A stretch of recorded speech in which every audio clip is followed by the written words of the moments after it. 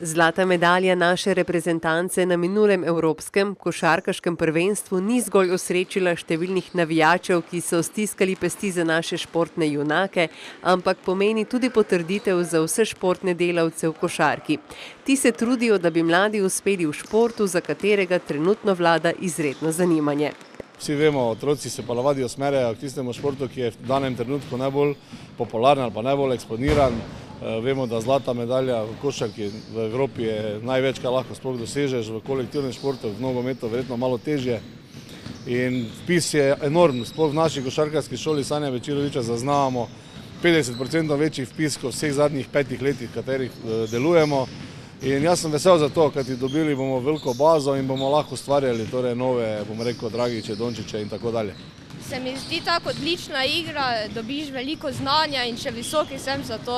Otroci, ki se vpisujejo v našo košarkarsko šolo, so večinoma stari tam do 10-11 let, od 8 do 11 in oni se pač usmerjajo glede na to, kar se trenutno dogaja. Tako sem rekel, zdaj je košarka in jaz pravim, vsak šport je za vsakega otroka dober. Šele tam pri 13-14 letih bo pa videl, ali je to bila pravilna odločitev ali ne. K odločitvi za izbiro športa pripomorejo tudi uspešni vzorniki, ki jih imajo mladi košarkarji. Še posebno po tako fantastičnih predstavah naših najboljših košarkarjev v reprezentanci in klubih odločitev, koga izbrati za vzornika, ni posebej težka. Na začetku mi je bil najbolj všeč Kobe Bryant, samo zdaj se je upokojil, pa mi je zdaj najljubši LeBron James.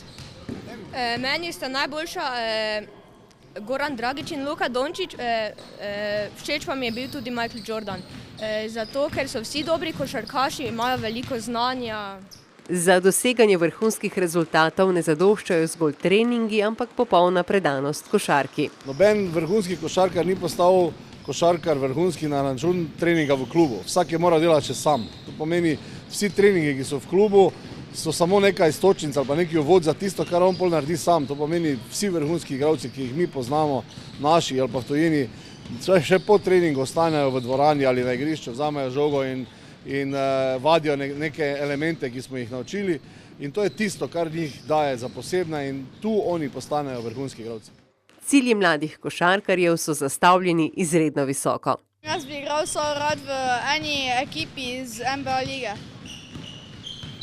Jaz bi rad igral v slovenski reprezentanci in v Chicago Bullsih.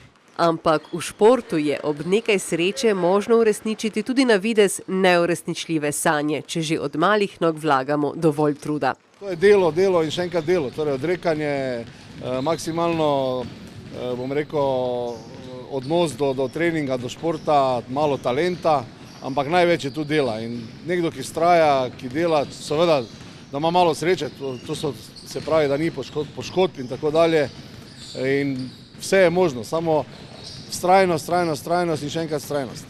Ne glede na izbiro samega športa in ne glede na morebitne kasnejše uspehe, pa je pri mladih najpomembneje, da se ukvarjajo s športom ter tako skrbijo za svoj fizični, mentalni in splošni razvoj.